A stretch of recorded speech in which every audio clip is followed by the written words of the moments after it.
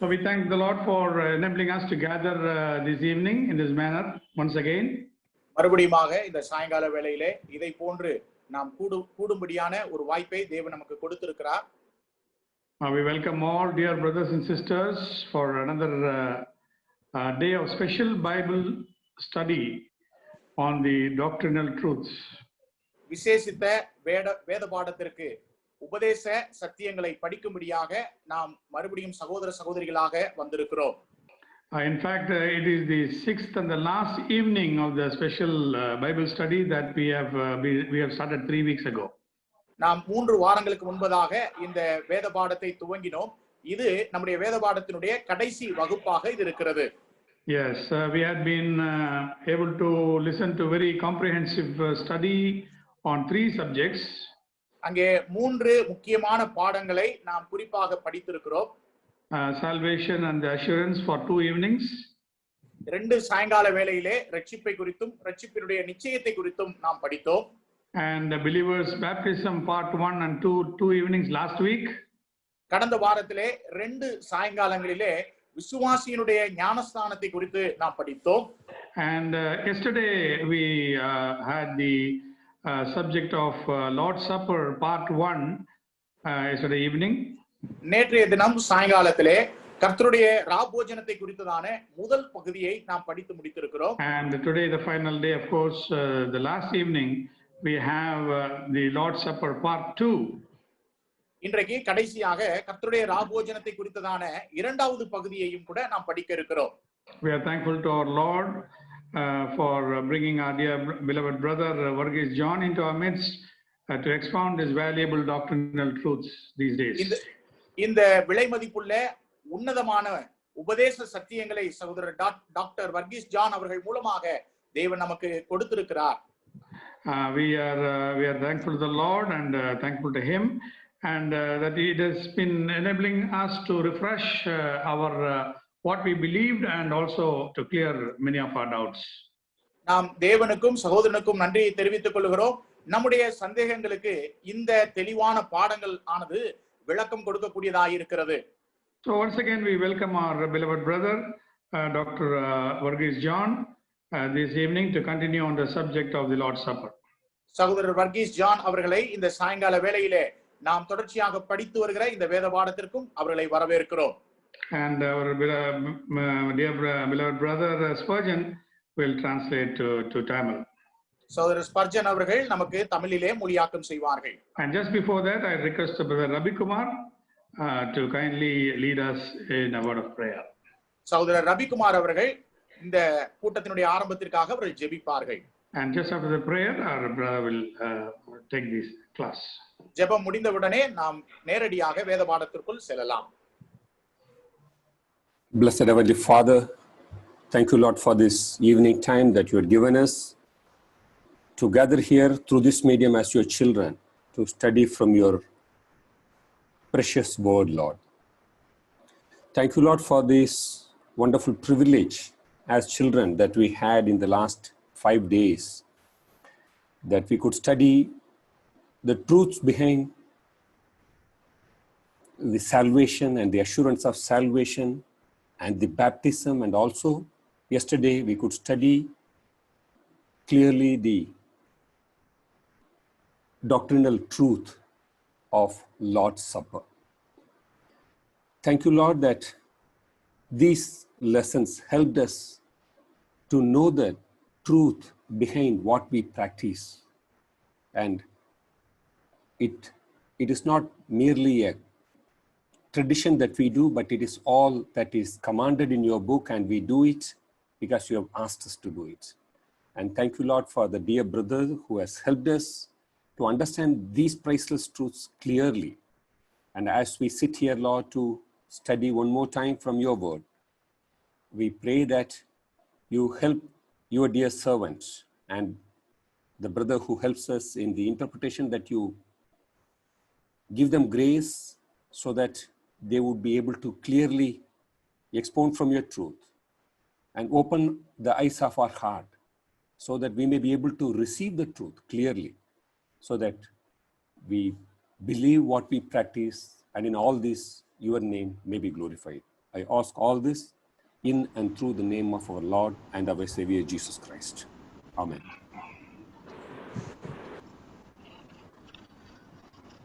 Greetings to all of you in the wonderful name of our Lord and Savior Jesus Christ. அருமையான நாமத்தை உடைய நம்முடைய கர்த்தராகிய இயேசு கிறிஸ்துவின் நாமத்தினாலே உங்கள் யாவருக்கும் என்னுடைய வாழ்த்துதலை நான் தெரிவித்துக் கொள்கிறேன். This evening also the Lord enabled all of us to gather here through this Zoom platform to study His precious word. அவருடைய விலை மதிப்புள்ள சத்தியங்களை படிக்கும்படியாய் இந்த Zoom பிளாட்ஃபார்ம் மூலமாக நாம் மறுபடியும் ஒன்றாய் சேருவதற்கான வாய்ப்பை கொடுத்ததற்காக நான் தேவனுக்கு நன்றி செலுத்துகிறேன். As Brother Reggie Jacob announced, this is the final day of the series of study which I started 3 weeks ago. சகோதரர் ரெஜி ஜேக்கப் அவர்கள் குறிப்பிட்டதை போல இந்த வகுப்பானது இன்றோடு முடிவடைகிறது. இது 3 வாரங்களுக்கு முன்பதாக இந்த தொடர்ச்சியான பாடம் தொடங்கப்பட்டது. King Solomon has written long back, the end of a thing is better than its beginning. அங்கே சாலமோன் ராஜா இப்படியாய் எழுதினார், துவக்கத்தை பார்க்கிலும் முடிவு அருமையாக இருக்க வேண்டும் என்று எழுதுகிறார். Well, we have come to the close of our studies, but it doesn't mean that I have finished all the basic doctrines. Only some basic fundamental preliminary truths I covered during these 3 weeks. நாம் இந்த தொடர்ச்சியான கூட்டங்களுடைய முடிவுக்கு வந்திருக்கிறோம் என்பதினாலே முழு உபதேச சத்தியங்களையும் நாம் படித்து விட்டோம் என்கிற அர்த்தம் அல்ல. ஆனால் அடிப்படையாக இருக்கக்கூடிய மிக முக்கியமான உபதேச விஷயங்களை நாம் படித்திருக்கிறோம். As I told you at the very beginning of this series of studies, the doctrines are like the foundation of a building. So we have to make sure that we stand on the right foundation. நான் ஆரம்பத்திலே சொன்னதை போல உபதேசங்களானது ஒரு கட்டிடத்திற்கு அஸ்திவாரம் எப்படி இருக்கிறதோ அதை போன்று இந்த உபதேசமானது நம்முடைய விசுவாசத்திற்கு அஸ்திவாரமாக இருக்கிறது. அதன் மேல் நாம் கட்டப்பட்டவர்களாக இருக்க வேண்டும் என்பதை நான் ஆரம்பத்திலே சொன்னேன். That is the reason why I tried to cover 3 basic doctrines like salvation, baptism and the Lord's Supper. ஆகவேதான் மிக அடிப்படையான உபதேச சத்தியங்களாய் இருக்கிறதான ஞானஸ்நானத்தை குறித்தும் கர்த்தருடைய ராபோஜனத்தை குறித்தும் அதே போல ரட்சிப்பை குறித்தும் நாம் படித்தோம். Okay, I am really grateful to the Madipakam Christian Assembly and especially all the elders and many youngsters who helped me in the preparation of the PowerPoint presentation. Madipakkam சபையில் உள்ளவர்களுக்கும் அதில் உள்ள மூப்பர்களுக்கும் அதே போல இந்த பவர் பாயிண்டை ஆயத்தம் செய்வதற்கு உதவி செய்த இளைஞர்களுக்கும் நான் நன்றி உள்ளவராக இருக்கிறேன். Okay, our time is limited, so let us quickly go to the subject. நாம் இப்பொழுது நேரம் கடந்து போகிறதுனாலே பாடத்திற்குள்ளாக போகலாம்.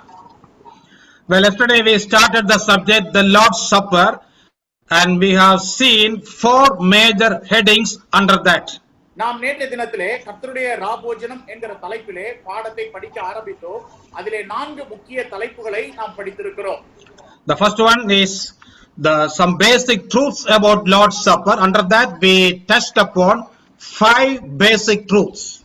கர்த்தருடைய ராபோஜனத்தினுடைய அந்த சத்தியத்தை குறித்து நாம் படித்தோம். அதற்கு கீழாக 5 சத்தியங்களை நாம் படித்தோம். Then we saw the significance or importance of the Lord's Supper. Then the false teachings about the Lord's Supper. அதற்கு பிற்பாடு ராபோஜனத்தினுடைய முக்கியத்துவம் என்ன என்பதை படித்தோம். அதிலே தவறாக புரிந்து கொள்ளப்பட்டிருக்கிற உபதேசங்கள் என்ன என்பதையும் நாம் படித்தோம். And finally we saw the qualification to partake in the Lord's Supper. கடைசியாக அந்த கர்த்தருடைய ராபோஜனத்திலே பங்கு கொள்வதற்கு என்ன தகுதி வேண்டும் என்பதை குறித்து நாம் படித்தோம். From the New Testament evidence we saw that only believers are qualified to participate in the Lord's Supper. புதிய ஏற்பாட்டின் ஆதாரத்திலே விசுவாசிகளாய் இருக்கக்கூடியவர்கள் மட்டும்தான் அந்த கர்த்தருடைய ராபோஜனத்திலே பங்கு கொள்ள வேண்டும் என்பதை நாம் படித்தோம். Again I clarified one doubt about those who have not taken baptism. நான் இன்னொரு விஷயத்தையும் உங்களுக்கு தெளிவுபடுத்தினேன்.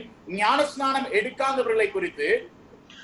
There is no direct prohibition for them to take part in the Lord's table, but the biblical examples very clearly teach us that only those who have received Jesus Christ as their personal Lord and Savior and took baptism took part in the Lord's table in the first century.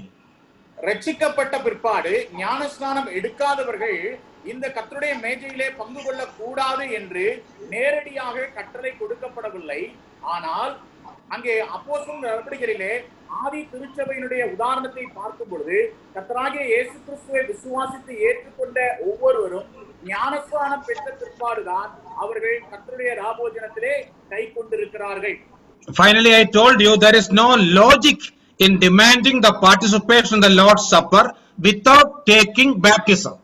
ஆகவே அப்படி ஞானஸ்நான கட்டளைக்கு கீழ்ப்படியாமல் கர்த்தருடைய மேஜையிலே கைக்கொள்ள வேண்டும் என்பது லாஜிக்காகவும் சரியாய் இருக்காது என்பதையும் குறித்து நான் உங்களுக்கு சொன்னேன்.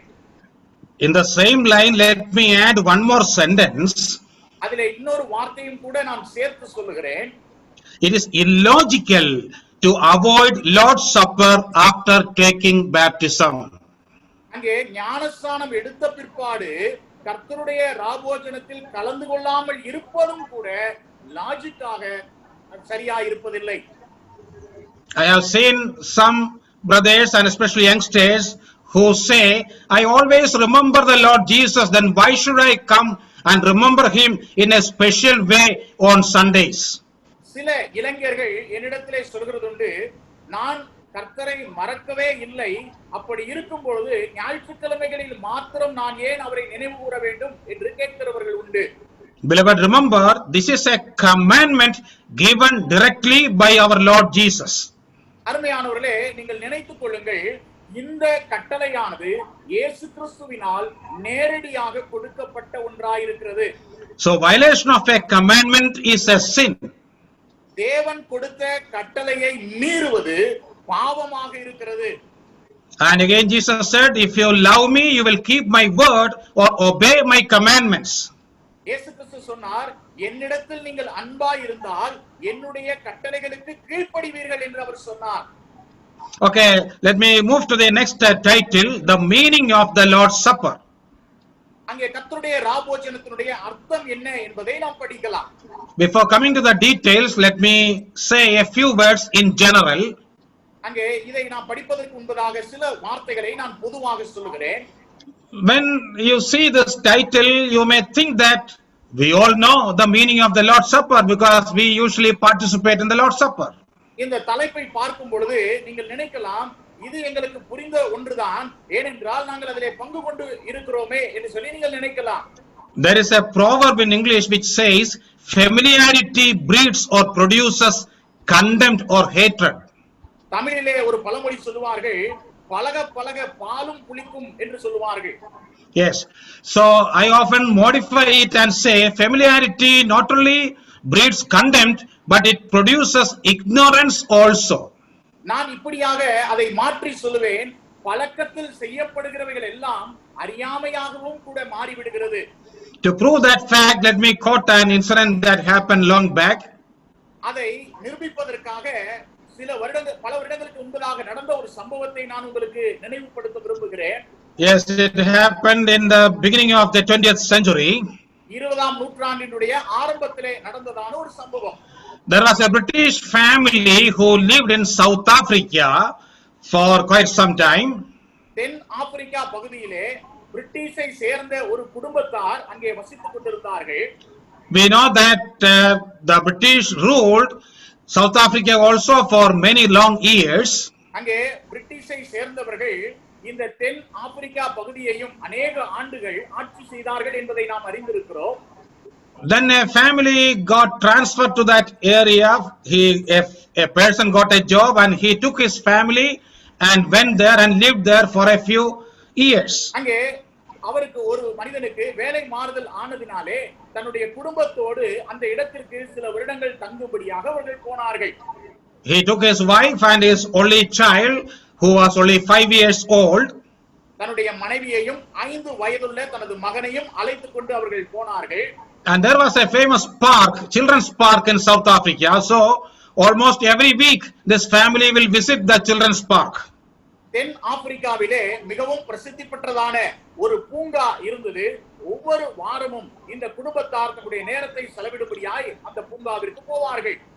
In that park there was a huge statue of one of the military generals in Britain by name General Gordon.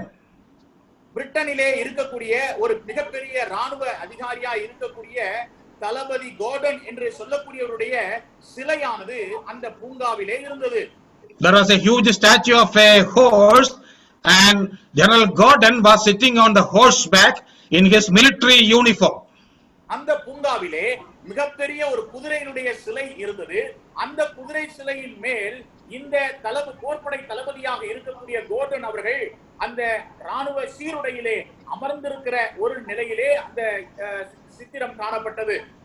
And whenever this father takes his son to the park, he will stand there and tell his son, please look, this is General Gordon.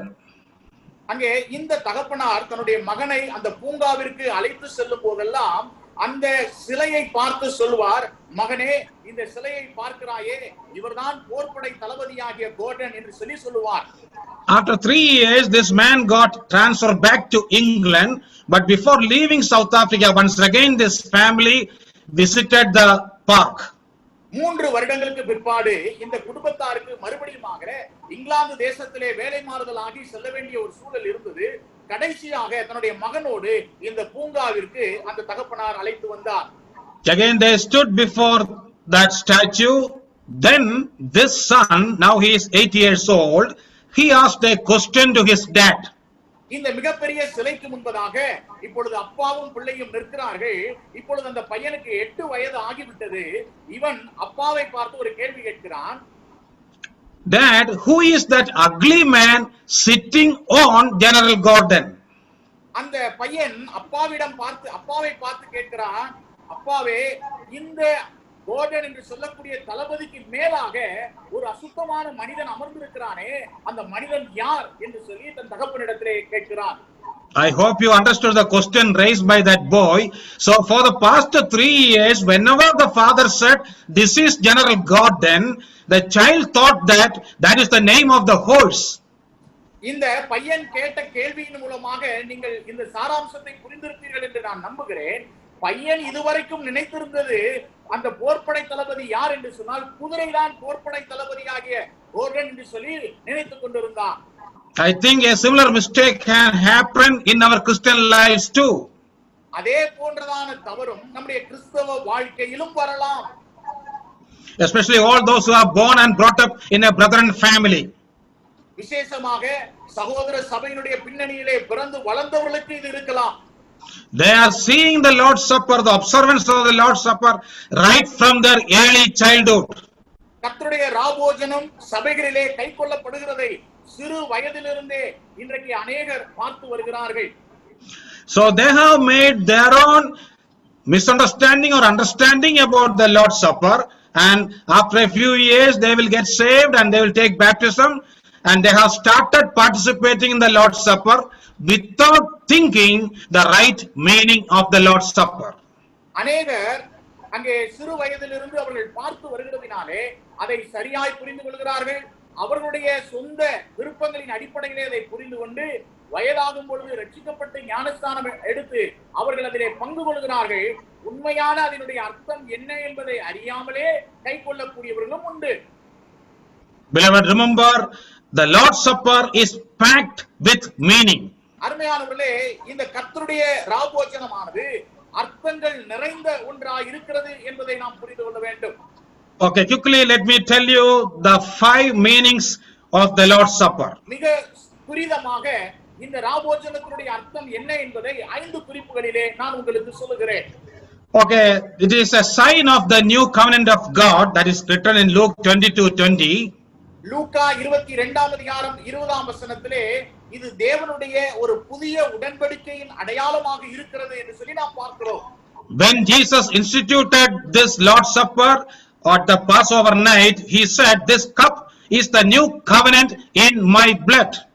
பஸ்கா பண்டிகையினுடைய அந்த இரவிலே இயேசு கிறிஸ்து சொன்னார், இது புதிய உடன்படிக்கைக்குரிய ஒரு பாத்திரமா இருக்கிறது என்று சொல்லி அவர் சொன்னார். Okay, now what is the new covenant? என்ன எது புதிய உடன்படிக்கை? So I have given you some explanation here. You can go through this. நான் உங்களுக்கு விளக்கத்தை கொடுத்திருக்கிறேன், இதை நீங்கள் படித்து பாருங்கள். Yes. The new covenant or New Testament is the promise that God makes with humanity that he will forgive sin and restore fellowship with those whose hearts are turned toward him. புதிய உடன்படிக்கை அல்லது புதிய ஏற்பாடு என்ன என்று சொன்னால், அங்கே தேவனை விட்டு விலகி போன அந்த பாவிகளுடைய இருதயத்தை மறுபடியுமாக அவர்களுடைய பாவத்தை மன்னித்து தேவன் ஐக்கியத்திற்குள்ளாக திருப்புகிறார் என்கிற வாக்குத்தத்தம் தான். Remember, this is basically a promise given by God. இது அடிப்படையாக ஒரு வாக்குத்தத்தமாக தேவன் நமக்கு கொடுத்திருக்கிறார். The promise for forgiving sin and giving eternal life. வாக்குத்தத்தம் என்ன என்று சொன்னால், பாவங்களை மன்னித்து நித்திய ஜீவனை அளிப்பேன் என்பதுதான் வாக்குத்தத்தமாய் இருக்கிறது. Whose sins will be forgiven? யாருடைய பாவங்கள் மன்னிக்கப்படுகிறது? Whoever turns their heart toward God, that means whoever repent and put their faith in the Lord Jesus. தங்களுடைய இருதயங்களை தேவனுக்கு நேராக திருப்பக்கூடியவர்கள் என்று சொல்லும் பொழுது அதன் அர்த்தம் மனம் திரும்புகிறவர்களுக்கு அங்கே தேவன் அதை கொடுக்கிறார். Okay, who is the mediator of the new covenant? Jesus Christ is the mediator of the new covenant. இந்த புதிய உடன்படிக்கையினுடைய மத்தியஸ்தராக அல்லது நடுநாயகராக யார் இருக்கிறார் என்று சொன்னால் கர்த்தராகிய இயேசு கிறிஸ்து இருக்கிறார். And his death on the cross is the basis of this great promise given by God. தேவன் கொடுத்த இந்த பெரிய வாக்குத்தத்தத்தினுடைய அஸ்திவாரமாக இயேசு கிறிஸ்துவினுடைய சிலுவை மரணம் இருக்கிறது. We know that from 1 Timothy 2:5 and 6, Jesus Christ is the only mediator between God and man. 1 தீமோத்தேயு 2ஆம் அதிகாரத்திலே நாம் அறிந்திருக்கிறோம், தேவனுக்கும் மனுஷனுக்கும் மத்தியஸ்தர் ஒருவரே என்று சொல்லி வாசிக்கிறோம். Okay, under the new covenant we are given the opportunity to receive salvation as a free gift. We all know Ephesians 2:8 and 9. எபேசியர் 2ஆம் அதிகாரம் 8-9 வசனங்களை நாம் அறிந்திருக்கிறோம். இந்த புதிய உடன்படிக்கைக்கு கீழாக நாம் கர்த்தராகிய இயேசு கிறிஸ்துவினுடைய அந்த இரட்சிப்பை இலவசமாக பெற்றிருக்கிறோம். And it says we are saved by grace and through faith. கிருபையினாலே விசுவாசத்தை கொண்டு இரட்சிக்கப்பட்டோம். Not of works, lest anyone should boast. இங்கே ஒருவரும் பெருமை பாராட்டாதபடிக்கு இது கிரியைகளினால் உண்டானது அல்ல. So what is our responsibility? Next sentence. அப்படியானால் நம்முடைய பொறுப்பு என்னவாக இருக்கிறது என்பதை அடுத்த வரிகளிலே நாம் பார்க்கிறோம். Our responsibility is to exercise faith in Christ, the one who fulfilled the law on our behalf and brought an end to the law's sacrifices through his own sacrificial death. அங்கே நாம் கிறிஸ்துவின் மேல் விசுவாசம் வைக்க வேண்டும். ஏனென்றால் அவரே அந்த நியாயப்பிரமாணத்தினுடைய பலிகளுக்கெல்லாம் முற்றுப்புள்ளி வைத்து தம்மையே அவர் பலியாக யாக பலியாக மரணத்திலே ஒப்புக் கொடுத்தார். We often say that we are the people of the New Testament or New Covenant. நாம் தான் புதிய உடன்படிக்கையினுடைய பிள்ளைகளாக அல்லது புதிய ஏற்பாடுகளாக நாம் இருக்கிறோம். But beloved, remember, the Lord's Supper is the only sign of the New Covenant. இந்த கர்த்தருடைய ராபோஜனம் தான் அந்த புதிய உடன்படிக்கையினுடைய அடையாள சின்னமாக இருக்கிறது. Therefore, it is important. ஆகவே இது மிக முக்கியமானது. Then next one, it is a memorial service. இது நினைவு கூறுதலின் ஒரு கூட்டம். Okay, I will quickly explain and go because I don't have one more day. Today I have to finish everything. நான் இன்னொரு நாள் எனக்கு இல்லாததினாலே மிக சீக்கிரமாக நான் படித்து முடித்து விடலாம். Yes, Lord's Supper is a very special memorial service instituted by our Lord on the night before his crucifixion. இந்த கர்த்தருடைய ராபோஜனம் என்பது விசேஷித்த நினைவு கூறுதலின் ஒரு கூட்டமாக இருக்கிறது. கர்த்தராகிய இயேசு கிறிஸ்து மரணத்திற்கு முன்பதாக முதல் ராத்திரியிலே இதை ஸ்தாபித்தார். The verses we all know, so there is no need of showing it clearly. The next sentence. வசனங்கள் தெளிவாக இருக்கிறது, அதை காண்பிக்க வேண்டிய அவசியம் இல்லை. அடுத்த வரி. And Okay, in Luke 22:19, Jesus said, "Do this in remembrance of me." லூக்கா 22:19 இயேசு கிறிஸ்து சொன்னார், என்னை நினைவு கூறும்படி இதை செய்யுங்கள் என்று சொன்னார். And again in 1 Corinthians 11:24 and 25, Paul repeats that statement and he repeatedly say, "Do this in remembrance of Jesus Christ." 1 கொரிந்தியர் 11:24-25 அப்போஸ்தலனாகிய பவுலும் கூட சொல்கிறார், கர்த்தராகிய இயேசு கிறிஸ்துவை நினைவு கூறும்படி இதை செய்யுங்கள் என்று அவர் சொல்கிறார். So what do we do when we take part in the Lord's table? ஆகவே கர்த்தருடைய மேஜையிலே நாம் பங்கு கொள்ளும் பொழுது நாம் என்ன செய்ய வேண்டும்? We eat the bread in memory of his body and drink the cup in memory of his blood. அவருடைய சரீரத்தின் நினைவு கூறுதலாக அந்த அப்பத்திலே நாம் பங்கு கொள்கிறோம். அவருடைய இரத்தத்தின் நினைவு கூறுதலாக அந்த பாத்திரத்திலே நாம் பங்கு கொள்கிறோம். Yes, we all have been participating regularly in the Lord's Supper till the national lockdown. அங்கே கர்த்தருடைய இந்த ராபோஜனத்தை இந்த காலகட்டங்களிலே நாம் கைக்கொள்ளவில்லை. We have been participating till the lockdown started. அங்கே இந்த லாக்டவுன் ஆரம்பிப்பதற்கு முன்பதாக வரைக்கும் நாம் இதை கைக்கொண்டிருந்தோம். But we have to examine ourselves. Do we have any real memory of his body and his blood when we take part in the Lord's table? நாம் கர்த்தருடைய மேஜையிலே கைக்கொள்ளும் பொழுது உண்மையாகவே கைக்கொண்ட காலங்களிலே அவருடைய சரீரத்தையும் அவருடைய இரத்தத்தையும் நினைவு கூர்ந்து நாம் இதை செய்தோமா? Or are we doing this just as a ritual? அல்லது ஒரு சடங்கை போல செய்து கொண்டிருந்தோமா? More than the bread and the wine, we have to focus our attention on the body of Christ and the blood of Christ, which was shed for the remission of our sins. அப்பம் ரசம் என்கிறதான நிலைக்கு அப்பாற்பட்ட நிலையிலே என்னுடைய பாவத்திற்காக கர்த்தராகிய இயேசு கிறிஸ்துவுடைய சரீரம் பிற்கப்பட்டது, அவருடைய இரத்தம் சிந்தப்பட்டது என்பதை உண்மையான நிலையிலே உணர்ந்து செய்தோமா? So whenever we take part in the Lord's table, we have to focus on the memory of Jesus Christ and his sacrificial death on the cross of Calvary. ஆகவே கர்த்தருடைய மேஜையிலே பங்கு கொள்ளும் போதெல்லாம் கர்த்தராகிய இயேசு கிறிஸ்துவினுடைய அந்த பலியையும் சிலுவையிலே அவர் செய்த அந்த தியாகத்தையும் நாம் உண்மையாக நினைவு கூற வேண்டும். First of all, it is a sign of the new covenant. Number 2, it is a memorial service. முதலாவது இது உடன்படிக்கையாக இருக்கிறது. இரண்டாவது நினைவு கூறுதலின் ஒரு சேவையாக ஒரு கூட்டமாக இருக்கிறது. Third one, it is a proclamation of his death. மூன்றாவதாக அவருடைய மரணத்தை அறிவிக்கக்கூடிய ஒன்றாக இருக்கிறது. In 1 Corinthians 11:26, very clearly Paul writes, we proclaim the death of the Lord Jesus. 1 கொரிந்தியர் 11:26 பவுல் மிக தெளிவாய் சொல்கிறார், இதிலே பங்கு கொள்ளும் பொழுதெல்லாம் கர்த்தர் வருமளவும் அவருடைய மரணத்தை தெரிவிக்கிறோம் என்று எழுதுகிறார். The word proclaim has the real meaning preach. The same word is translated in many places as preach. தெரிவிக்கிறோம் என்று தமிழிலே மொழிபெயர்க்கப்பட்டிருக்கிறது. ஆனால் பல மொழிபெயர்ப்புகளிலே நாங்கள் மரணத்தை பிரசங்கிக்கிறோம் என்று மொழிபெயர்க்கப்பட்டிருக்கிறது. Yes, so whenever we take part in the Lord's Supper, we are silently preaching about the power of the Lord's death for the remission of our sins. நாம் எப்பொழுதெல்லாம் இந்த கர்த்தருடைய ராபோஜனத்திலே பங்கு கொள்கிறோமோ அப்பொழுதெல்லாம் அதனுடைய வல்லமையையும் அவருடைய மரணத்தையும் நாம் அமைதலாக பிரசங்கிக்கிறவர்களாக இருக்கிறோம். So it is written here, thus the Lord's Supper looks backward to his crucifixion. அவருடைய மரணத்தினுடைய அந்த பின்னணியை நாம் திரும்பி பார்க்கக்கூடியவர்களாக இருப்பதுதான் கர்த்தருடைய ராபோஜனமாக இருக்கிறது.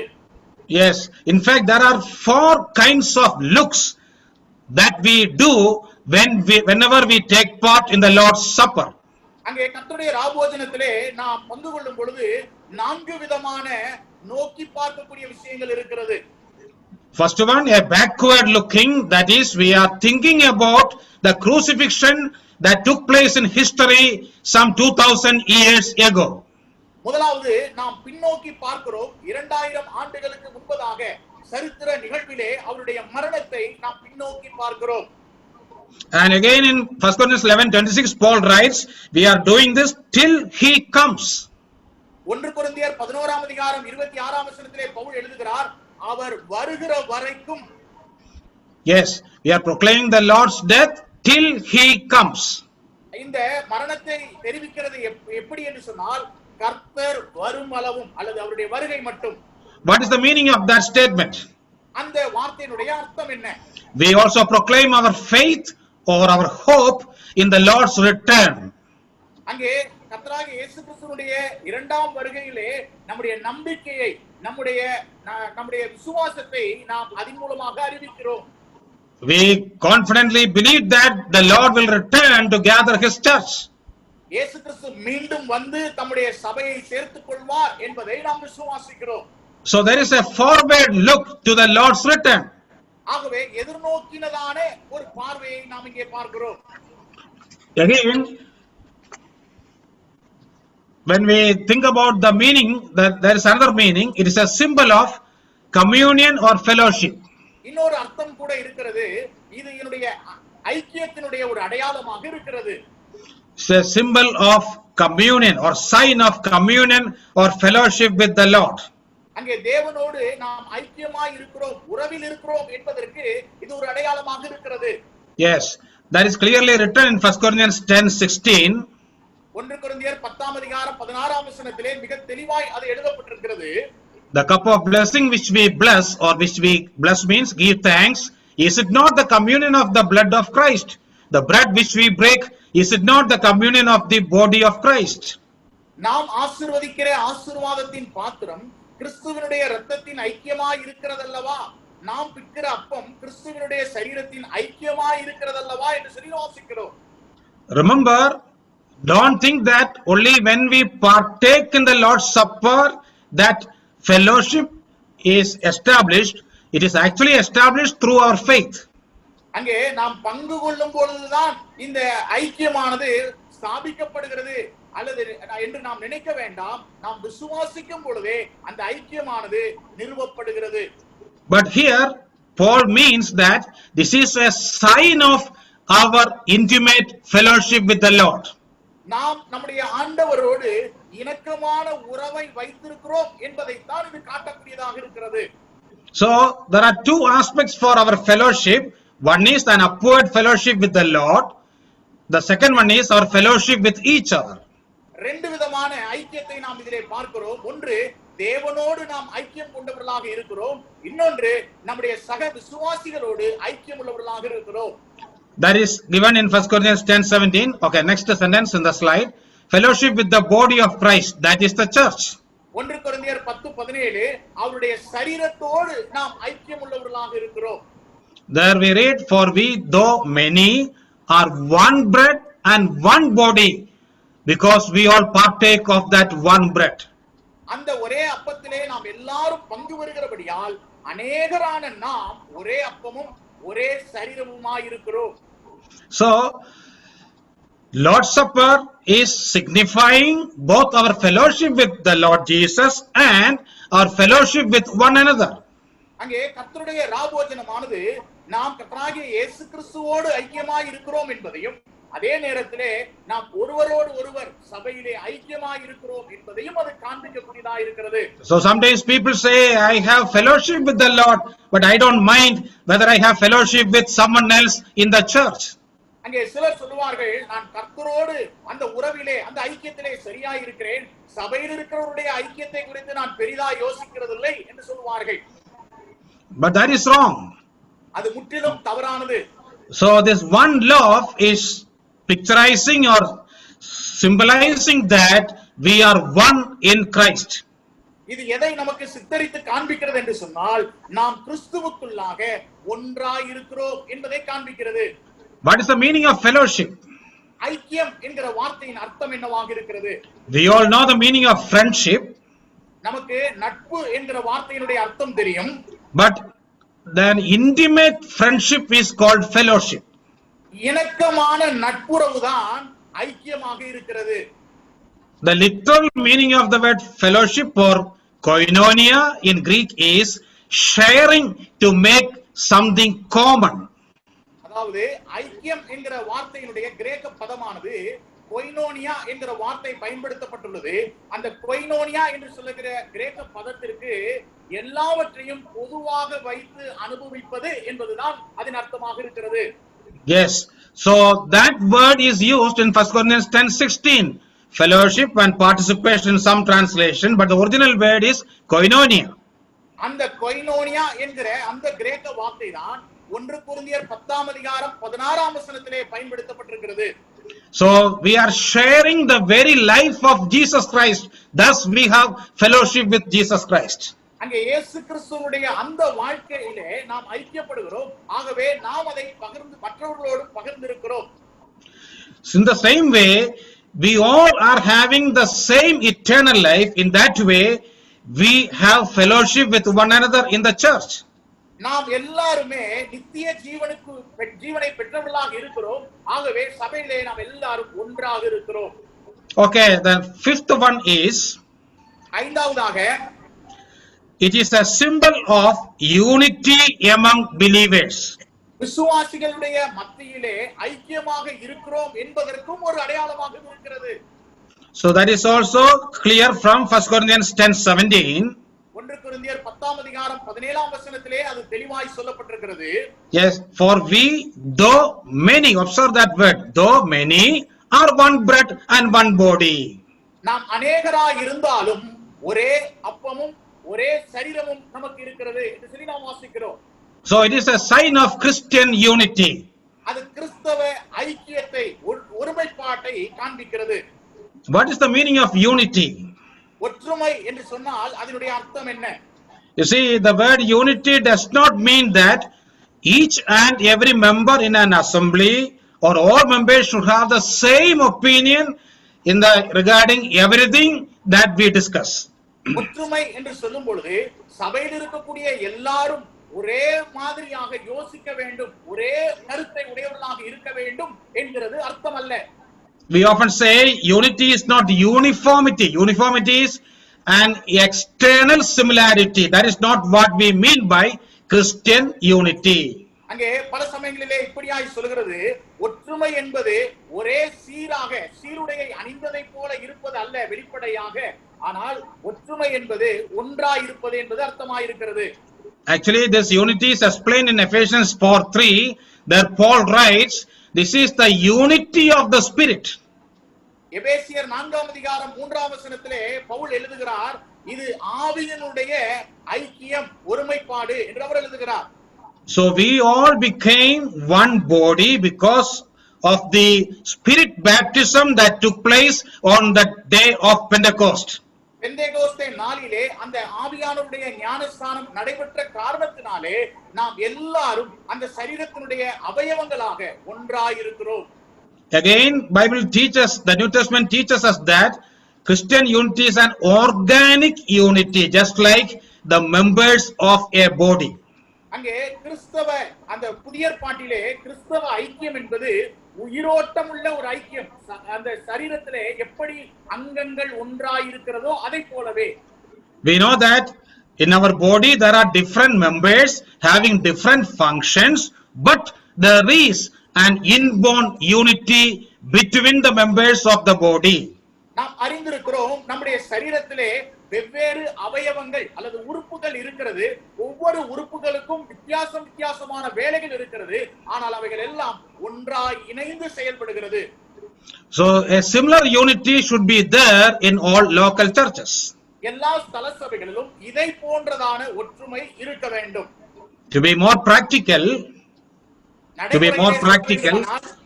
in all the essential doctrines there should be unity. எல்லா உபதேச கோட்பாடுகளிலும் ஒருமைப்பாடு இருக்க வேண்டும்.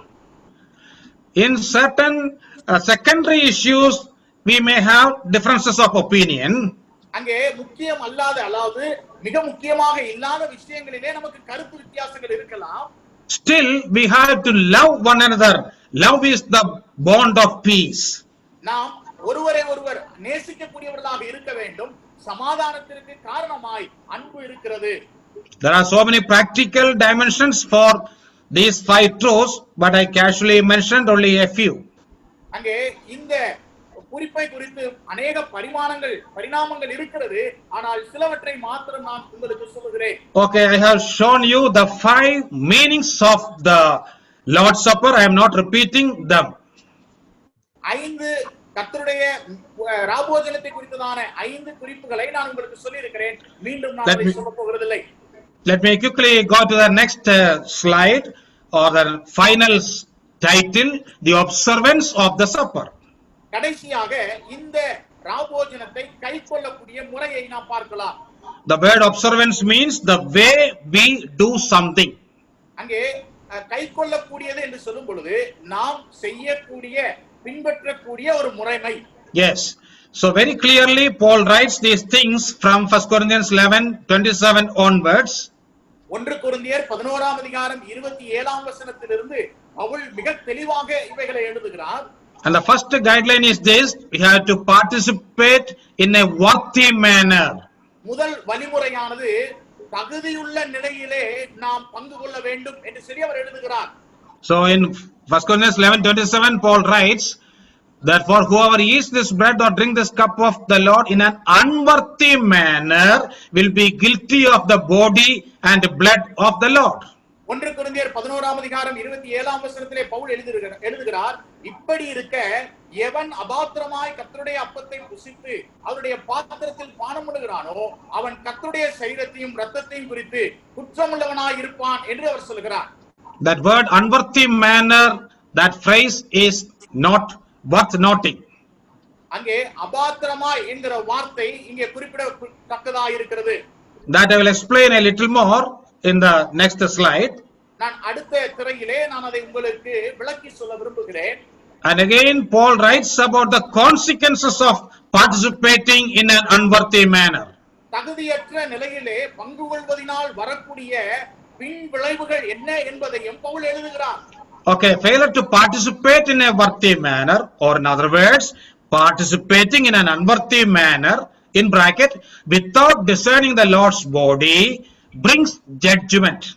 தகுதியற்ற நிலையிலே இந்த கர்த்தருடைய ராபோஜனத்திலே பங்கு கொள்ளும் பொழுது அல்லது அடைக்குறிப்பிலே நாம் கர்த்தருடைய சரீரம் இன்னதென்று சரியாய் நிதானிக்காததினாலே பகுத்தறியாததினாலே நாம் நியாய தீர்ப்பை நமக்கென்று வரவழைத்துக் கொள்கிறோம். You see, this is a strong warning. இது கடுமையான ஒரு எச்சரிப்பாக இருக்கிறது. Of course, we believers will not be condemned by God and sent to hell, but we will have judgment when we live here on earth. நாம் தேவனுடைய பிள்ளைகளாய் இருக்கிறதுனாலே நமக்கு ஆக்கினை தீர்ப்பு இல்லை, நாம் நரகத்திற்கு அனுப்பப்பட மாட்டோம், ஆனால் தேவன் நம்மை நியாயம் தீர்ப்பார். Now we will read 1 Corinthians 11:29 and 30. 1 கொரிந்தியர் 11ஆம் அதிகாரம் 29-30 வசனங்களை வாசித்து பாருங்கள். So what will happen if we take part in the Lord's table in an unworthy manner? தகுதியற்ற நிலையிலே கர்த்தருடைய ராபோஜனத்தை கைக்கொள்வோமானால் என்ன நடக்கும் என்பதை நாம் இங்கே பார்க்கிறோம். That verse says, for he who eats and drinks in an unworthy manner eats and drinks judgment to himself, not discerning the Lord's body. எண்ணத்தினால் எனில் அபாத்திரமாய் போஜனபானம் பண்ணுகிறவன் கர்த்தருடைய சரீரம் இன்னதென்று நிதானித்து அறியாததினாலே தனக்கு ஆக்கினை தீர்ப்பு வரும்படி போஜனபானம் பண்ணுகிறான். And this phrase discerning the Lord's body has got two meanings. அங்கே தேவனுடைய சரீரத்தை பகுத்தறியாததினாலே நிதானிக்காததினாலே என்று சொல்லும் பொழுது அதிலே 2 அர்த்தங்கள் உள்ளடங்கி இருக்கிறது. One meaning is the physical body of the Lord Jesus, and Lord's Supper is a sign of that body. அங்கே இந்த கர்த்தருடைய ராபோஜனமானது கிறிஸ்துவினுடைய சரீரத்தினுடைய அடையாளமாக இருக்கிறது. And the second meaning is the spiritual body of Christ, that means the church. இரண்டாவது அடையாளம் கிறிஸ்துவினுடைய ஆவிக்குரிய சரீரம், அதாவது ஆவிக்குரிய சரீரம் என்பது அவருடைய சபையை குறிக்கக்கூடியதாக இருக்கிறது. So what is the meaning of this statement? இந்த வார்த்தையினுடைய அர்த்தம் என்ன? In the next slide it is explained. அங்கே அடுத்த திரையிலே அது விளக்கி சொல்லப்பட்டிருக்கிறது. Two possible explanations are given here. 2 சாத்தியமான விளக்கங்கள் சொல்லப்பட்டிருக்கிறது. One, it is given in a question answer form. இது கேள்வி பதிலை போன்று கொடுக்கப்பட்டிருக்கிறது. What it means to partake of the bread and the cup in an unworthy manner. அப்பத்திலும் பாத்திரத்திலும் தகுதியற்ற நிலையிலே பங்கு கொள்ளுகிறது என்பதனுடைய அர்த்தம் என்ன? You see, I told you, first of all, the Lord's body refers to the literal physical body of Christ. நான் ஏற்கனவே சொன்னதை போல கர்த்தருடைய சரீரம் என்று சொல்லும் பொழுது அவருடைய உண்மையான சரீரத்தை ஒப்புமையாக சொல்லப்பட்டிருக்கிறது. So it is written here, it may mean to disregard the true meaning of the bread and cup and to forget the great price our Savior paid for our salvation. இந்த நம்முடைய ரட்சிப்புக்காக நம்முடைய இரட்சகர் செலுத்தின அந்த பெரிய விலைக்கிரயத்தினுடைய மதிப்பை, அந்த அப்பம் ரசம் இதனுடைய அர்த்தத்தை உணராமல் இருப்பது என்பது அர்த்தமாயிருக்கிறது. This is a possible danger. We all can commit this mistake. இது நாம் எல்லாரும் செய்யக்கூடிய சாத்தியக்கூறாக இந்த தவறை செய்வதற்கான சாத்தியங்கள் உண்டு. When we take part in the Lord's Supper week after week, we may sometimes forget about the meaning and value of the great sacrifice on the cross of Calvary. வாரந்தோறும் தொடர்ந்து செய்கிறதுனாலே இந்த பெரிய விலைக்கிரயத்தினுடைய மதிப்பை உணராமல் செய்வதற்கான வாய்ப்புகள் உண்டு.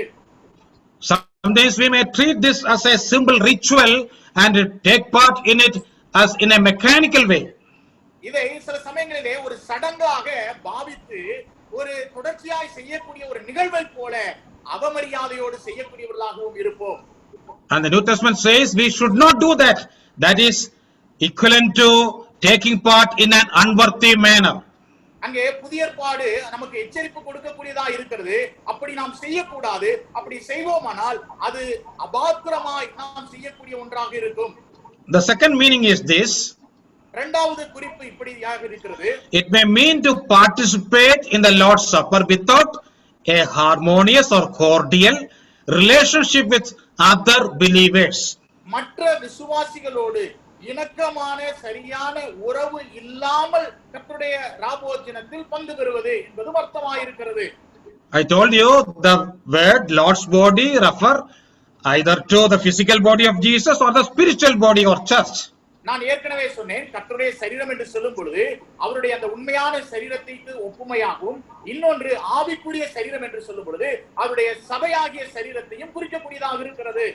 So if we have some quarrel with some brother and if we are not settling that issue and hiding that issue and taking part in the Lord's Supper, remember, you are eating judgment for you. நாம் எந்த சகோதரனோடாவது அல்லது சகோதரியோடாவது நாம் சண்டையிட்டு விட்டு அதை சரி செய்யாமல் பங்கு கொள்ளக் கூடாது. Then what is the judgment? அதற்கு வரக்கூடிய நியாய தீர்ப்பு என்ன? That is given in 1 Corinthians 11:30. Once again we will read that verse, 1 Corinthians 11:30. 1 கொரிந்தியர் 11ஆம் அதிகாரம் 30ஆம் வசனம். அதை நாம் ஒரு முறை கூட வாசிக்கலாம். That's a well-known verse. That is there Paul says, that is why many among you are weak and sick and a number of you have fallen asleep.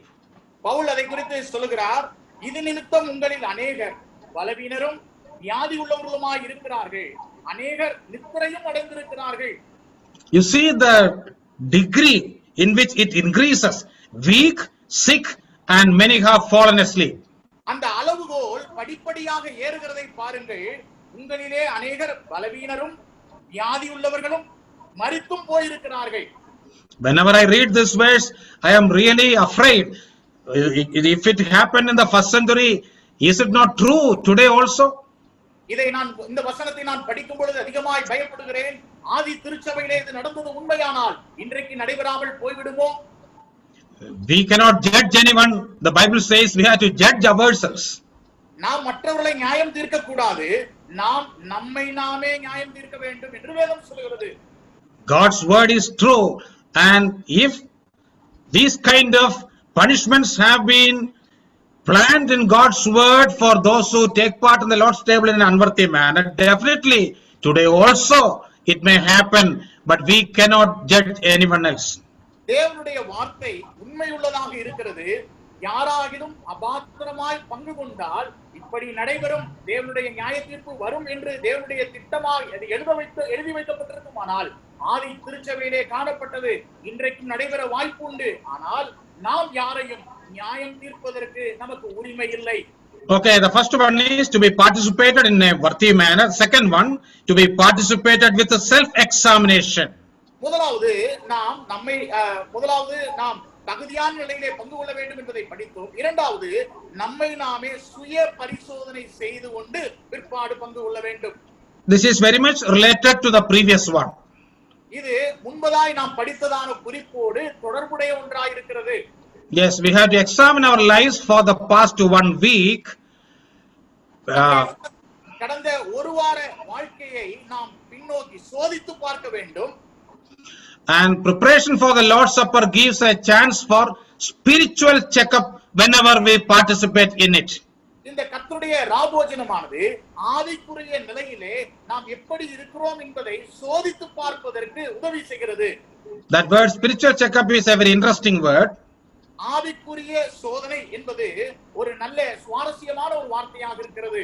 We all know the meaning of physical checkup, especially the elderly people regularly go to the medical lab in order to check their pressure, sugar and cholesterol and so on.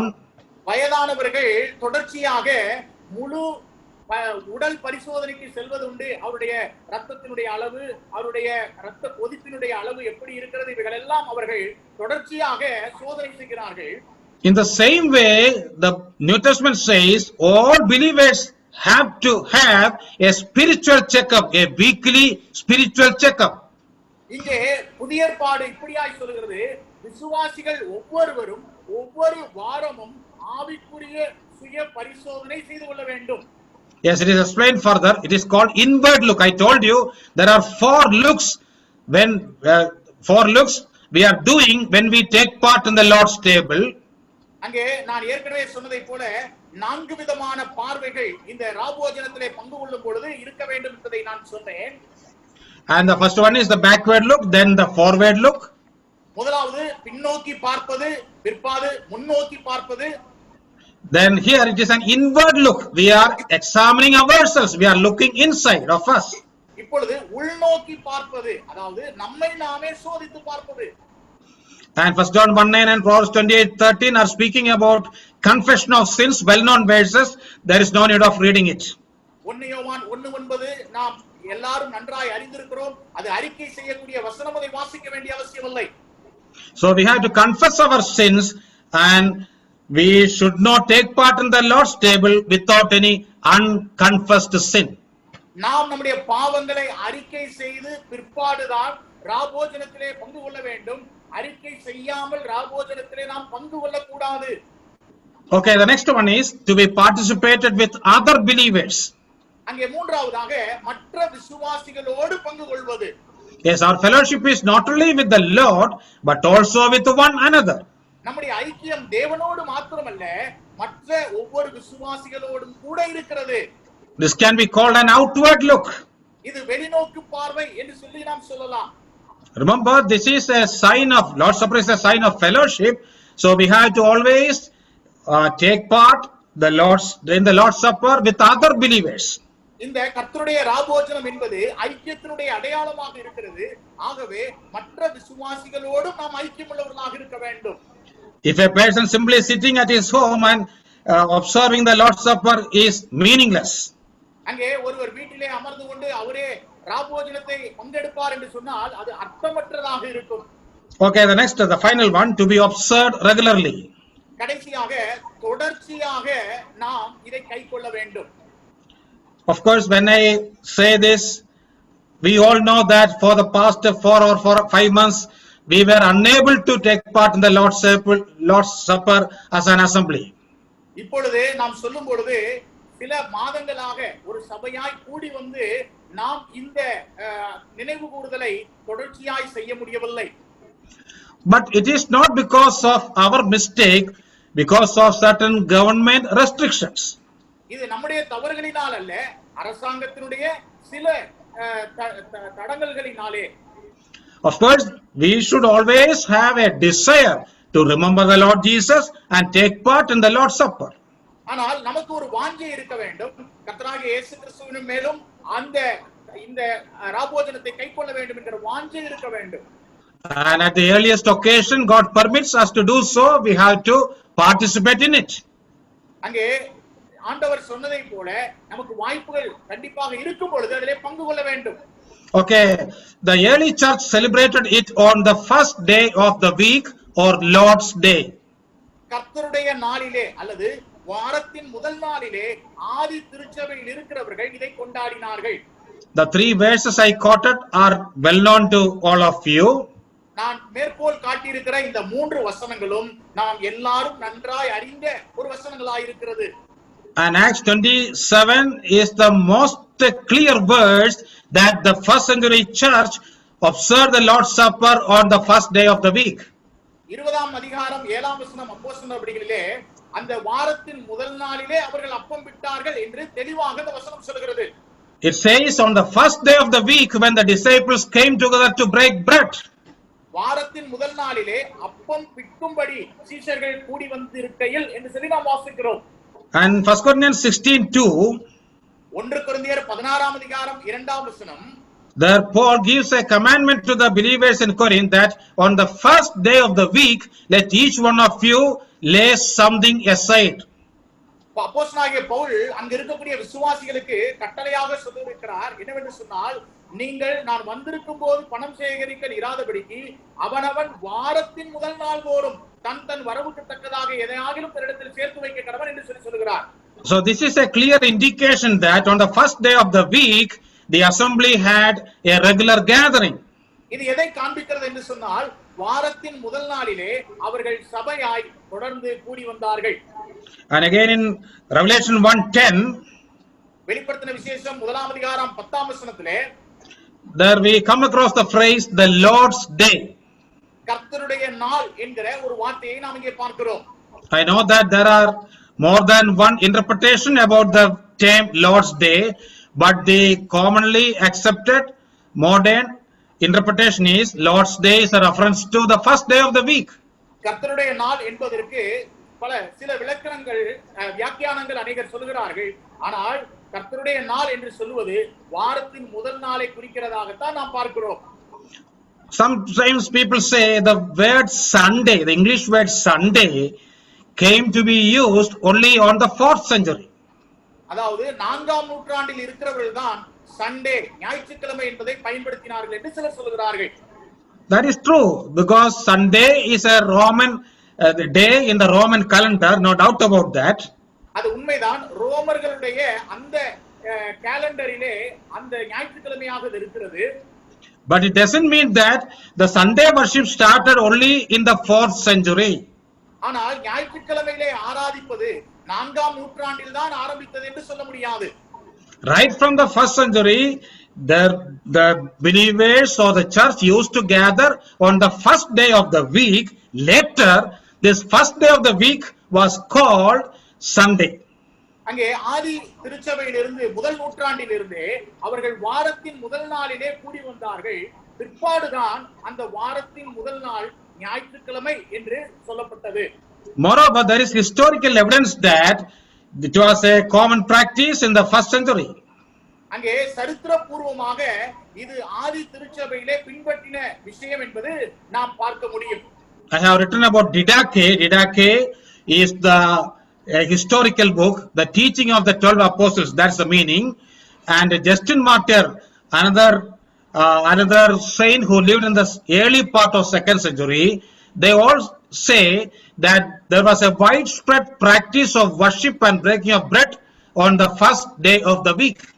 டிடாக்கே என்று சொல்லுகிறது. இந்த அப்போஸ்தலருடைய போதனைகள் என்கிற தலைப்பிலே அது சொல்லப்படுகிறது. Justin மார்ட்டியர், அதாவது 2ஆம் நூற்றாண்டினுடைய முதல் பகுதியிலே வாழ்ந்த ஜஸ்டின் அவர்கள் சொன்னது என்னவென்று சொன்னால், எல்லா இடங்களிலும் வாரத்தின் முதல் நாள் தோறும் ஆராதிப்பதற்கும் அப்பம் விற்பதற்கும் அவர்கள் கூடி வந்தார்கள். அது ஒரு பழக்கமாக இருந்தது என்று சொல்லுகிறார். Yes, such a practice was there. அப்படிப்பட்ட ஒரு பழக்கம் இருந்தது, உண்மைதான். But you may have a doubt. Does it mean that only on Sunday we should worship the Lord and take part in the Lord's table? அப்படியானால் உங்களுக்கு ஒரு சந்தேகம் எழும்பலாம். ஞாயிற்றுக்கிழமை மாத்திரம்தான் நாம் எல்லாரும் ஒன்று கூடி ஆராதித்து கர்த்தருடைய மேஜையிலே பங்கு கொள்ள வேண்டுமா? I have given the answer here, but it is not obligatory that Lord's Supper should be celebrated only on Sundays. ஞாயிற்றுக்கிழமைகளில் மட்டும்தான் கர்த்தருடைய ராபோஜனத்தை வைத்து பங்கு கொள்ள வேண்டும் என்பது கட்டாயம் அல்ல. Because in 1 Corinthians 11:25 and 26, 1 கொரிந்தியர் 11ஆம் அதிகாரம் 25ஆம் வசனமும் 26ஆம் வசனமும் Repeatedly Paul writes, this do as often as you drink it, or as often as you eat this bread. 11:26. இங்கே 11:26 வாசிக்கும் பொழுது நீங்கள் இந்த அப்பத்தை புசித்து இந்த பாத்திரத்தில் பானம் பண்ணும் போதெல்லாம் என்று சொல்லி வாசிக்கிறோம். So in the passage where the clear doctrines concerning the Lord's Supper is given, Paul doesn't say that only on Sundays or the first day of the week you should celebrate it. இந்த பகுதியிலே அப்பம் பிக்குதலை குறித்து கர்த்தருடைய ராபோஜனத்தை குறித்ததான உபதேச விஷயங்கள் இதில் அடங்கி இருக்கிறது. இதை ஞாயிற்றுக்கிழமையில் தான் செய்ய வேண்டும் என்று சொல்லி பவுல் இங்கே எழுதவில்லை. We know that in many countries, especially the Gulf countries, Sunday is a working day, so they gather for worship and the Lord's table either on Sunday evening or on Friday or Monday or some other day. அங்கே வளைகுடா நாடுகளிலே அவர்களுக்கு அந்த நடைமுறை வித்தியாசமாக இருக்கிறதுனாலே அவர்கள் சில சமயங்களிலே ஞாயிற்றுக்கிழமை சாயங்காலத்திலே கூடி வருகிறார்கள், சிலர் வெள்ளிக்கிழமையிலே கூடி வருகிறார்கள், சிலர் திங்கட்கிழமையிலே, சிலர் மற்ற நாட்களிலே கூடி வருகிறார்கள். So the day, more than the day, the way we celebrate and how we celebrate, that matters. நாளை விட எப்படி நாம் அதை கைக்கொள்கிறோம், எந்த நிலையிலே நாம் அதை கைக்கொள்கிறோம் என்பதுதான் மிக முக்கியமாக இருக்கிறது. Of course, if we are free to gather on Sundays, definitely we should gather on Sundays themselves. ஞாயிற்றுக்கிழமைகளே நாம் கூடி வரக்கூடிய வாய்ப்புகள் இருக்குமானால் நிச்சயமாக நாம் ஞாயிற்றுக்கிழமைகளிலே நிச்சயமாய் கூடி வர வேண்டும். Now, before closing this, let me give you a general guideline concerning some matters of debate. அங்கே இதை முடிப்பதற்கு முன்பதாக சில விவாதங்களை குறித்து நான் உங்களுக்கு சொல்ல விரும்புகிறேன். I am giving you some general guidelines. அங்கே பொதுவான சில வழிமுறைகளை நான் உங்களுக்கு சொல்லுகிறேன். Of course, people can ask so many questions concerning the observance of the supper, especially during this lockdown period. இந்த கர்த்தருடைய ராபோஜனத்தை கைக்கொள்வதிலே அநேகருக்கு பலவிதமான கேள்விகள் இருக்கிறது, குறிப்பாக இந்த லாக்டவுன் நாட்களிலே. And let me give you 3 words. Keep that in your mind. This will help you in deciding on many confusing issues. அங்கே 3 வார்த்தைகளை உங்கள் மனதிலே வைத்துக் கொள்ளுங்கள். இவைகள் உங்களுக்கு இருக்கக்கூடிய குழப்பங்களிலிருந்து உங்களுக்கு வெளியே வருவதற்கு உதவி செய்யும். First one scriptural, second one unscriptural, third one non-scriptural. முதலாவது வேத வசனத்தின் அடிப்படையிலே, இரண்டாவது வேத வசனத்திற்கு எதிராக, மூன்றாவது வேதத்தில் சொல்லப்படாதவைகள். That is right. Okay, scriptural means something which is clearly written either as a commandment or principle or even as a model. வேதத்திலே சொல்லப்பட்டது என்று சொல்லும் பொழுது ஒரு கோட்பாடாக அல்லது நேரடியாக கட்டளையாக சொல்லப்பட்டிருக்கலாம். And if there is a model also, we have to take it. அதிலே மாதிரி கூட இருக்குமானால் பின்பற்றலாம். So that is the meaning of scriptural. அதுதான் வேத வசனத்தின் அடிப்படையில் என்று சொல்வது. So for all issues, we have to always search for the scriptural warrant or scriptural teaching. அங்கே எப்பொழுதும் வேத வசனத்தின் அடிப்படையில் என்று சொல்லும் பொழுது வேத வசனத்தினுடைய போதனைக்கு அடுத்த நிலையிலே. Then what is the meaning of unscriptural? அங்கே வேத வசனத்துக்கு எதிரானது என்று சொல்லும் பொழுது என்ன அர்த்தம்? If something is prohibited clearly in the Bible, that is called unscriptural. வேதத்திலே நேரடியாக இதை செய்யக்கூடாது என்று தடை விதிக்கப்பட்டிருக்கும் பொழுது அதை செய்வோமானால் அது வேத வசனத்திற்கு எதிரான ஒன்று. Then what is the meaning of non-scriptural? அதற்கு பிற்பாடு வேத வசனத்தில் சொல்லப்படாதவைகள். There are so many things which are not mentioned in the New Testament, or in other words, the New Testament is silent about those things. அப்படியானால் புதிய ஏற்பாட்டிலே அநேக விஷயங்கள் சொல்லப்படவில்லை. இன்னொரு வார்த்தையில் சொல்ல வேண்டுமானால் அநேக விஷயங்களை குறித்து புதிய ஏற்பாடு மௌனம் காக்கிறது. For example, the New Testament doesn't speak about Sunday school or sisters meeting or youth camp, Bible colleges and so on. அங்கே ஒரு உதாரணத்திற்கு Sunday school, PBS, youth camp, அதே போல பைபிள் ஸ்கூல் இவைகளை குறித்து வேதத்திலே எதுவும் சொல்லப்படவில்லை. They are non-scriptural issues, remember, but they are not unscriptural. இவைகள் எல்லாம் வேதத்திற்கு எதிரானதல்ல, வேதம் இவைகளை குறித்து ஒன்றும் சொல்லவில்லை. So, whenever we have a doubt, how can we take a decision on these kind of non-scriptural issues? அதாவது வேதத்தில் சொல்லப்படாத விஷயங்களை குறித்து நமக்கு சந்தேகங்கள் வரும் பொழுது நாம் எப்படி தீர்மானம் எடுப்பது? Many a time our tendency is to immediately brand them as unscriptural. அங்கே உடனடியாக ஏதாகிலும் நாம் செய்வோமானால் மற்றவர்கள் செய்வதை இது வேதத்தின் அடிப்படையில் இல்லை, வேதத்திற்கு எதிரானது என்று சொல்லிவிடுகிறோம். Instead of that, we have to prayerfully take a decision for the glory of God. ஆனால் நாம் ஜெபத்தோடு தேவ நாமம் மகிமைக்கென்று தீர்மானம் எடுக்க வேண்டும். 1 Corinthians 10:31, there Paul writes, whatever you do everything for the glory of God. 1 கொரிந்தியர் 10:31 அப்போஸ்தலனாகிய பவுல் எழுதும் பொழுது நீங்கள் எதை செய்தாலும் கர்த்தருடைய மகிமைக்கென்று செய்யுங்கள் என்று எழுதுகிறார்.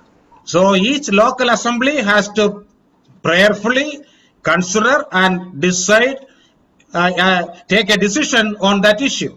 ஆகவே ஒவ்வொரு ஸ்தல சபையும் அதை குறித்து ஜெபத்தோடு தீர்மானம் எடுக்க வேண்டும். And whenever we take a decision, our goal should be the glory of God. நாம் எப்பொழுதெல்லாம் தீர்மானம் எடுக்கிறோமோ அந்த தீர்மானத்தினுடைய நோக்கம் தேவனுடைய மகிமையாக இருக்க வேண்டும். Whenever there are two options or two possibilities, you have to weigh them and find out which will bring more glory to God. ரெண்டு தெரிந்தெடுப்பு இருக்கும் பொழுது எதை தெரிந்தெடுத்தால் அதிக மகிமையை தேவனுக்கு கொண்டு வரும் என்பதிலே பொறுமை காக்க வேண்டும். In that way, we have to take a decision. அந்த நிலையில் தான் நாம் தீர்மானம் எடுக்க வேண்டும். So this guideline, I think, will help you to solve and resolve many of the issues we face today. இன்றைக்கு நாம் எதிர்கொள்ளக்கூடிய அநேக பிரச்சனைகளுக்கு இப்படிப்பட்ட தீர்வுகள் அநேக குழப்பங்களை தவிர்ப்பதற்கு உதவி செய்யும். And let me repeat once again, everything we do it for the glory of God and in the bond of love. நான் மறுபடியும் சொல்லுகிறேன், நாம் செய்யக்கூடிய எல்லாம் தேவ நாம மகிமைக்காய் செய்யப்பட வேண்டும். அதே நேரத்திலே அன்பின் கட்டுகளோடு கட்டக்கூடிய நிலையிலே அதை செய்ய வேண்டும். Yes, my time is over and I am really grateful to all of you for listening to me carefully. And this is available in YouTube. You can repeatedly hear these things and study, and if possible forward it to others who are interested in these topics. அங்கே நீங்கள் யாவரும் பொறுமையாக கேட்டதற்கு நான் நன்றி உள்ளவனாக இருக்கிறேன். இவைகள் யூடியூப்ல இருக்கிறது. நீங்கள் அதை அடிக்கடி பார்த்து கற்றுக்கொள்ளும்படியாய் அதை படிக்கும்படியாய் கேட்டுக்கொள்கிறேன். மாத்திரமல்ல இந்த பாடங்களிலே ஆர்வம் உள்ளவர்களுக்கு இதை நீங்கள் பகிர்ந்து கொடுக்கும்படியாகவும் நான் உங்களை உற்சாகப்படுத்துகிறேன். Once again, I thank God and the assembly for arranging this series of meeting. முதலாவது தேவனுக்கும் இந்த தொடர்ச்சியான கூட்டத்தை ஒழுங்கு செய்த சபைக்கும் என்னுடைய நன்றியை தெரிவித்துக் கொள்கிறேன். Let those who have ears to hear, let them hear. Amen. ஆவியானவர் சொல்லுகிறதை காதுள்ளவன் கேட்க கடவன். ஆமென். I'm sure that the past 6 evenings were so very profitable and beneficial to all the dear brothers and sisters who could attend these meetings. கடந்த 3 வாரங்களிலே 6 வகுப்புகளும் இதிலே கலந்து கொண்ட ஒவ்வொருவருக்கும் ஆசீர்வாதமாக இருந்தது என்று சொல்லி நான் கர்த்தருக்குள் நம்புகிறேன். We are thankful to the Lord to have brought our beloved brother Dr. Varghese John into our midst these days. இந்த நாட்களிலே நம் மத்தியிலே டாக்டர் வர்கீஸ் ஜான் அவர்களை நம் மத்தியிலே கொண்டு வந்த தேவனுக்கு நான் நன்றி செலுத்துகிறேன். And we are also thankful to our dear brother Varghese John to have spared his time to expound valuable doctrinal truth with authority, rightly dividing the word, especially the very basic subjects, very important subjects of what we have learned. எல்லா அதிகாரத்தோடும் சரியான பகுத்தறிவோடு கூட நாம் கற்றுக்கொள்ள வேண்டிய அடிப்படை உபதேச சத்தியங்களை மிகவும் அழகாக நமக்கு விளக்கி நமக்கு இந்த வேத ஆராய்ச்சியை எடுத்து கொடுத்த டாக்டர் வர்கீஸ் ஜான் அவர்களுக்கும் நான் நன்றி செலுத்துகிறேன். You would have noticed the clarity and the credibility in each of the sentences that are while our brother was speaking. சகோதரன் பேசும் பொழுது அந்த வாக்கியங்களில் இருந்த தெளிவு மற்றும் முக்கியத்துவத்தை நாம் நன்றாக உணர முடிந்தது. Which is very much, I am sure, appreciated by each of us for the glory of God. தேவனுடைய நாம மகிமைக்காக இவைகள் அனைத்தும் மெச்சிக்கொள்ளப்படுகிறது. And of course, the usage of the language also was so very easily understandable. I think these are the traits that our dear brother has obtained from as a result of the Lord's training in his tenure as a professor in the engineering college. ஆகவே அவர் நமக்கு இந்த சத்தியங்களை விளக்கின விதமும் அவருடைய மொழி வன்மையும் மிகவும் தெளிவாகவும் மற்றவர்கள் புரிந்து கொள்ளக்கூடிய நிலைமையிலும் இருந்தது. ஏனென்றால் சகோதரன் அவருடைய உலக பிரகாரமான வேலையாகிய அந்த ப்ரொஃபசர் வேலையிலே இவைகளை கற்றுக்கொண்டிருப்பார் என்று சொல்லி நான் நம்புகிறேன். Now the Lord is using him in his field, and all glory to God. இப்பொழுது ஆண்டவருடைய பண்ணையிலே தேவனுடைய நாம மகிமைக்காக அதை தேவன் சகோதரனை உபயோகித்து வருகிறார். Therefore, for time being, we are letting our brother to go. We may come back to you, dear brother, for such important subjects in the future also. இப்பொழுது இந்த நேரத்திலே சகோதரன் எங்களை விட்டு போகும்படியாக நாங்கள் அனுமதிக்கிறோம். ஆனால் திரும்பவும் இந்த சத்திய உபதேசங்களை நாங்கள் திரும்பவும் போதிக்கும்படியாக உங்களிடத்திலே வரக்கூடும். Okay, thank you, dear brother, once again, and we will continue to remember the Lord's servant and his family and his ministries as an assembly and even as individuals. ஆகவே சபையாகவும் மற்றும் தனி நபர்களாகவும் சகோதரனையும் சகோதரனுடைய குடும்பத்தாரையும் சகோதரனுடைய ஊழியங்களையும் நாங்கள் ஜெபத்திலே நினைவு கூறுகிறோம் என்று கூறிக்கொள்கிறேன். We are also thankful to our dear brother Spurgeon. He has been very clear in his translation right from throughout this 6 evenings messages. Thank you, dear brother, for the efforts that you have put in for the glory of God. நம்முடைய மொழிபெயர்ப்பாளர் Spurgeon அவர்களுக்கும் நாங்கள் நன்றி செலுத்துகிறோம். ஆகவே இந்த கடந்த 6 வகுப்புகளிலேயும் ஆரம்பத்திலிருந்து மிகவும் தெளிவாகவும் மிகவும் வன்மையாகவும் அதை நமக்கு மொழிபெயர்த்து கொடுத்திருக்கிறார். ஆகவே தேவனுடைய நாம மகிமைக்காக இதை நீங்கள் செய்தமைக்காக நாங்கள் நன்றி செலுத்துகிறோம். We will also pray for him and his family and his ministries.